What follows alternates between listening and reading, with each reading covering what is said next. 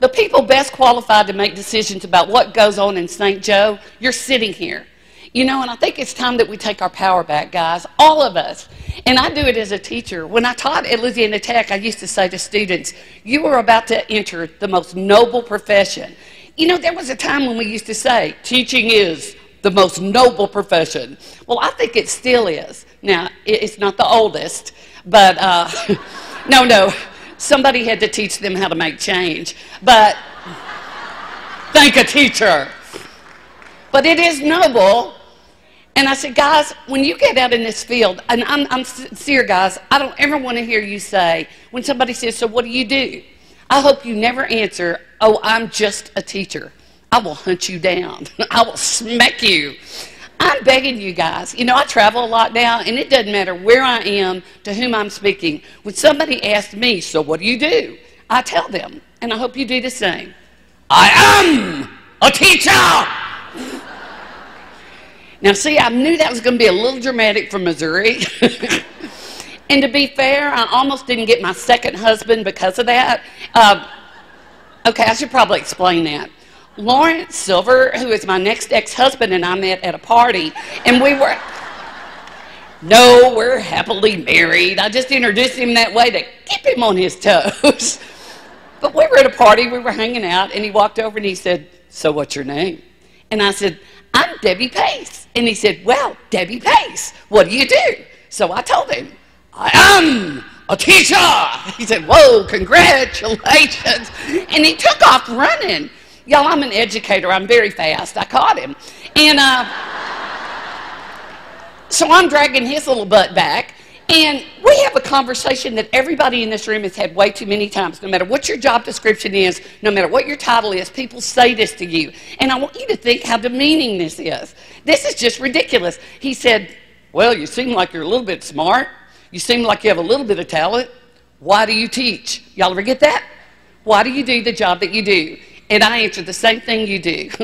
For the money. Yeah, hello. And I said, you know, Orange, that's a very interesting question because honestly, guys, I didn't know I was going to be a teacher. My first book called Drumming to the Beat of Different Marchers is really a story of all those kids that are like marching to the beat of their own drummer because I was that kid. And I didn't like school, but school didn't like me either. That was fair. So how many of you guys, though, always knew you were going to be a teacher? Let me see your hands. How many of y'all were like really good students? Teachers loved you. The rest of us, we hated y'all. Now, the research is that those of you who showed that proclivity early on for this calling, and I do believe it's a calling, with all my heart I believe that, the research is that you've probably gone on to become amazing, connecting, essential teachers. But there is research that says some of us who came over from the dark side, we do okay too. It's really a matter of two things, and everybody in here knows it. It is a matter of the art, and we talk a lot about that. I'm not even sure, though, when we talk about regurgitated bits of subject matter knowledge at one particular time that that's really art, but we are talking about that. But what we're not talking about is that other part, the heart.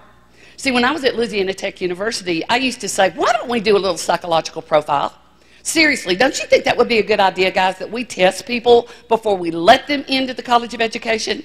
Because aren't there a lot of really good people out there, very smart, very proficient, but they're not teachers?